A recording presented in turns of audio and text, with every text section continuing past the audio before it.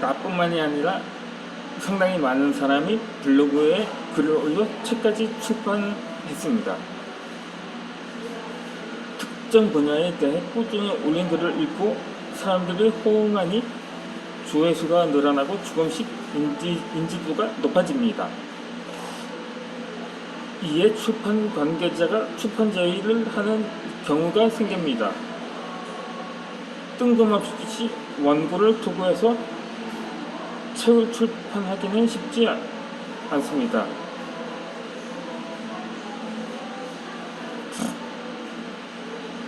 출판사에서 블로그를 돌아다니며 저자를 찾는 일이 더욱 많아지고 있습니다.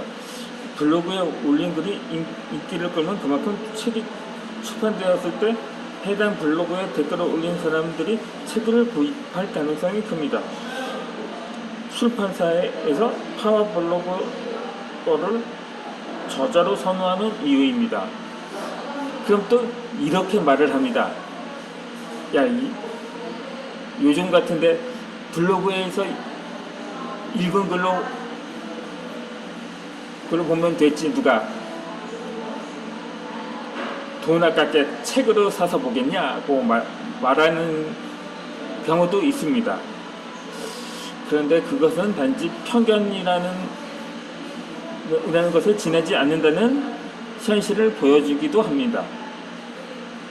제가 안희한 목사님이라고 있는데, 제가 블로그를 하면서 그 목사님의 글도 즐겨 보곤 하거든요. 그런데 어느 날 당시 해당 출판사 관계자가 출간 제의를 했다고 합니다. 하지만 목사님은 자신이 그것은 목회자라며, 그러니까 성경과 관련이 없는 글은 출간을 하지 않겠다고 꺼려 했지만, 베스트셀러가 될 수 있다고 거의 간곡하게 청탁한 하자 하는 수 없이 승낙을 했다고 합니다. 오히려 글을 쓰는 당사자가 간곡히 부탁을 하는 사례가 많은데,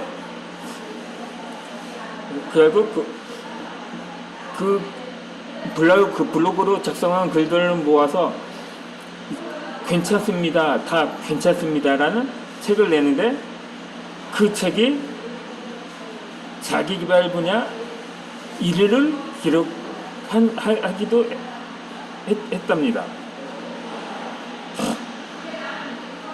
그런데 저 역시 출판 관계자가 제 글을 보았는지 그렇게 댓글로 평을 해 주셨더라고요. 그래서 출판 제의를 보내온 것도 아닌데 직접 내가 그 출판사에 문의를 했거든요. 그렇게 해서 연락처를 주고받고 제 원고를 보내주어 왔거든요. 그렇게 해서 또 제가 연락을 했거든요. 그런데 요즘 책이 너무 안 팔린다고 오히려 저한테 출판 비용을 요구하더라고요.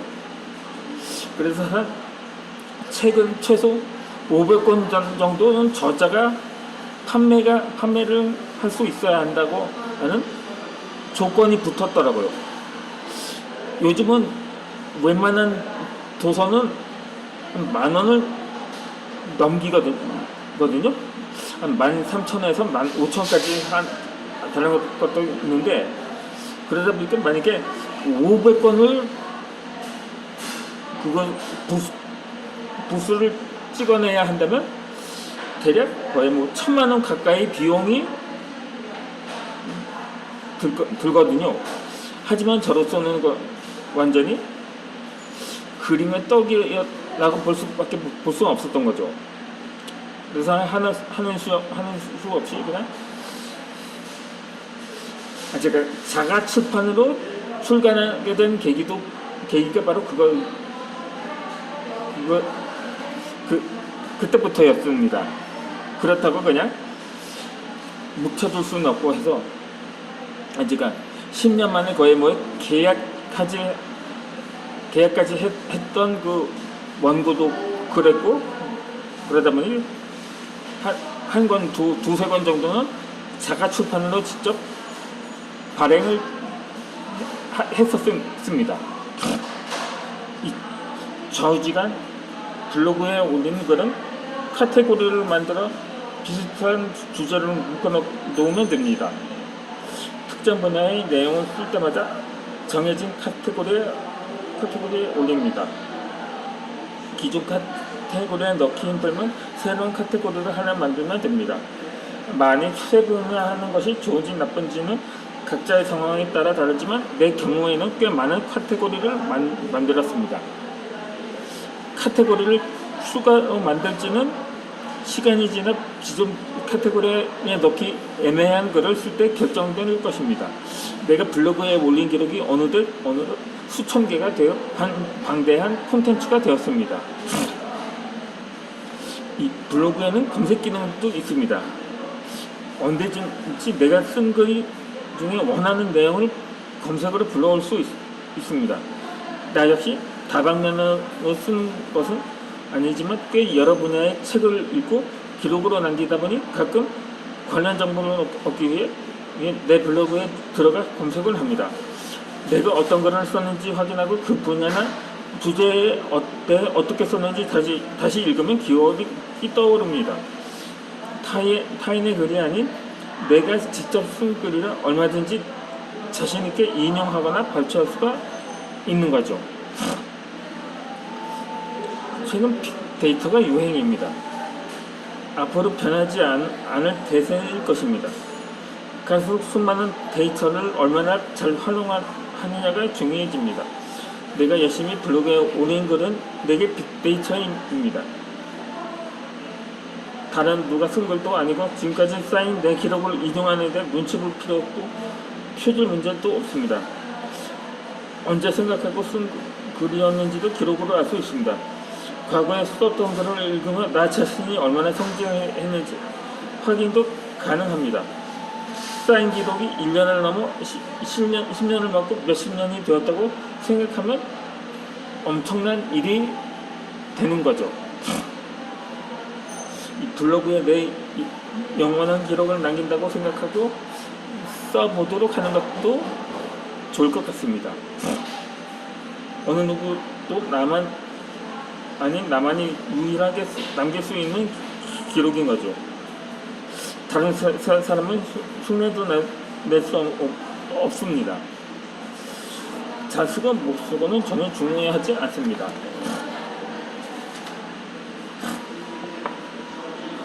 다시 그렇게 글은 당사자로서 중요한 가치를 지닙니다. 기록이 쌓이면 역사가 됩니다. 이 세상을 살아가는 수많은 사람 중에 나만이 쓸 수 있는 역사입니다. 블로그에 오늘부터 당장 각종 기록을 남기는 것이 어떨까 싶습니다. 가수 수많은 데이터를 얼마나 잘 활용하느냐가 중요해집니다. 내가 열심히 블로그에 올린 글은 내게 빅데이터인 거죠. 다른 누가 쓴 글도 아니고 지금까지 쌓인 내 기록을 이동하는 데는 눈치를 볼 필요도 없는 것입니다.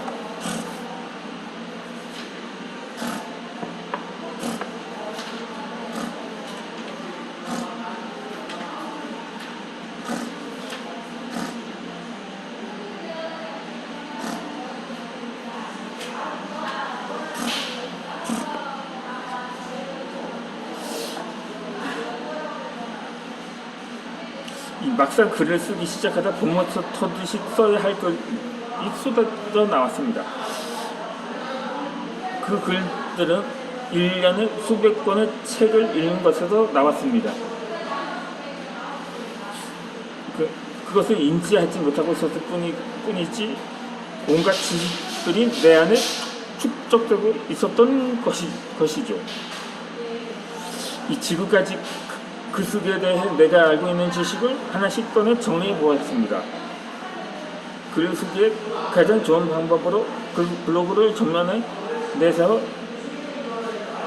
당신에게 글을 쓰라고 독려하고 희망을 주라는 의미에서 책을 썼습니다. 글은 자신을 만나는 거울입니다. 피하려 해도 거울 앞에 서는 오롯이 자신을 만나는 것과 같습니다. 우리가 사는 세상에서 거울을 피할 방법은 없습니다. 거울을 피한다 해도 유리나 물에 비치는 내 모습을 보게 됩니다.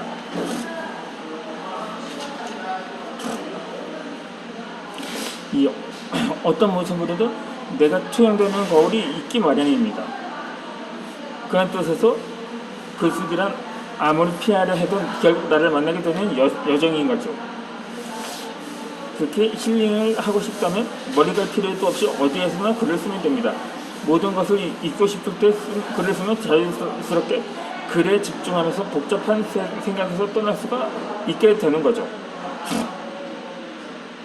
이렇게 어려운 문제들이 있을 때 하나씩 글로 적어보면 쉽게 풀립니다. 누군가에게 비밀을 털어놓고 싶지만 그것이 차마 밝히지 못할 내용이라면 혼자만 볼 수 있는 곳에 글을 남김으로써 카타르시스를 느끼게 됩니다. 나 같은 사람이 무슨 할 말이 있겠어?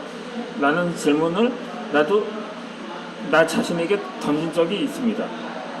하지만 글로 막상 글을 쓰기 시작하자 법을 쓰듯이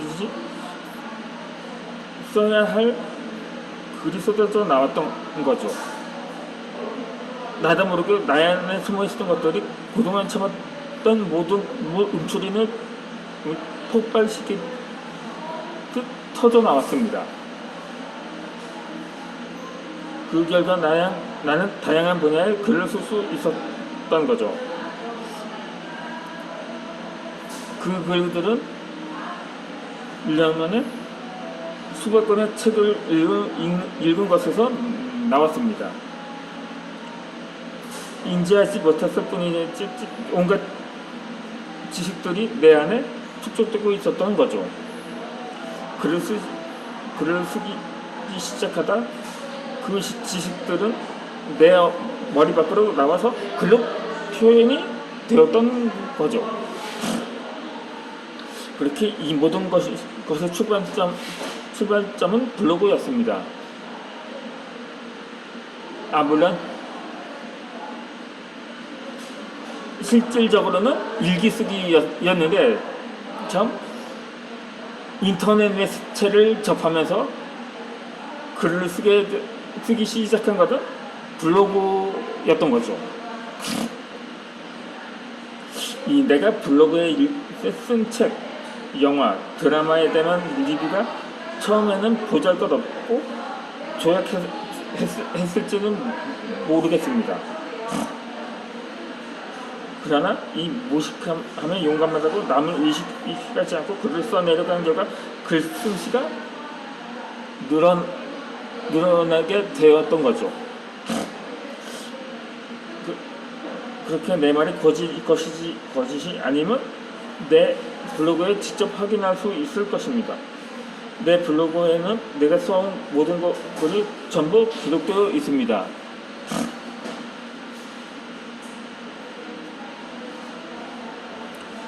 지금도 여전히 서평만 1년에